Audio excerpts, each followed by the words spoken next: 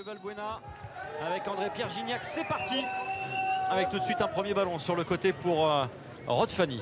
La talonnade astucieuse pour Ayou.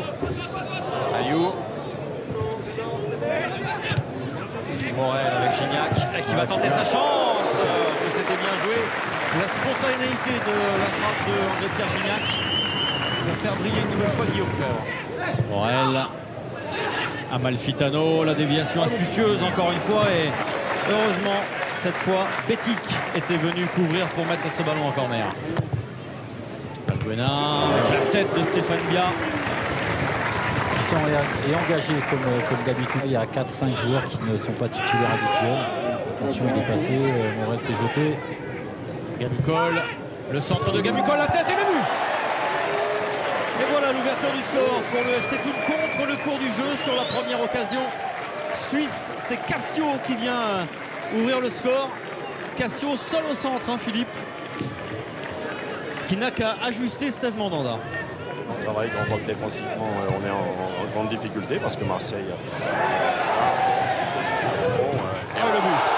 Et l'égalisation marseillaise. L'égalisation marseillaise par Morgan Amalfitano. Dans la même position qu'André-Pierre Gignac tout à l'heure, sauf que voilà, encore une fois une bonne pause croisée, une bonne passe en profondeur de Mathieu Valbuena. Et puis là, il ne se pose pas de questions. Caboret, Valbuena, les Suisses sont déjà 7 à s'être repliés. Caboret, la frappe de Charles Caboret. Il est touché. Ah, c'était très bien joué. Ouais. Allez, 3 minutes plus tard, Morgan Amalfitano ici en possession du ballon. Allez, bon centre. Le but de l'Olympique de Marseille. Ayman contre son camp. Ça, c'est une belle tête plongeante. C'est triste.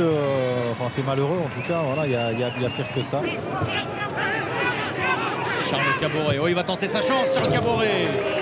Bien tenté encore une fois. C'est la seconde de cette partie. Oui. Et qui va allonger loin devant pour aller solliciter André-Pierre Gignac. Ok. Voilà, il s'est fait mal tout seul. Attention à ce ballon montré. Et le but pour l'Olympique de Marseille.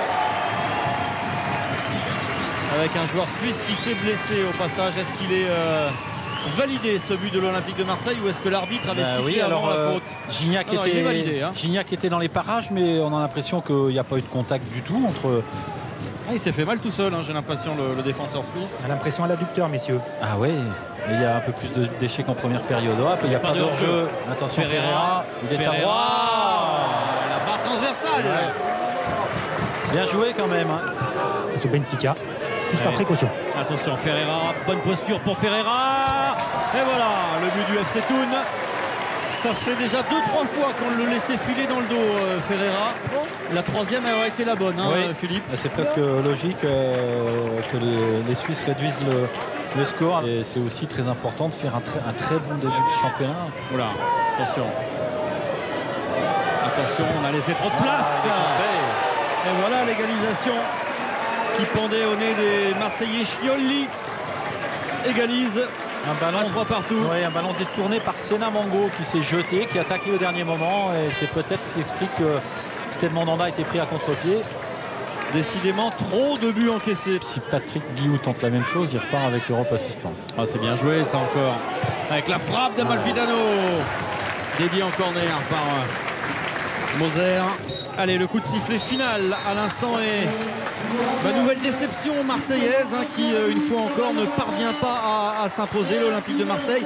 Mais ça, c'est nouveau, à mener au score. C'est une nouveauté dans cette avant-saison. L'Olympique de Marseille, qui, on le disait, Philippe, et c'est le gros point noir, prend décidément beaucoup trop de buts.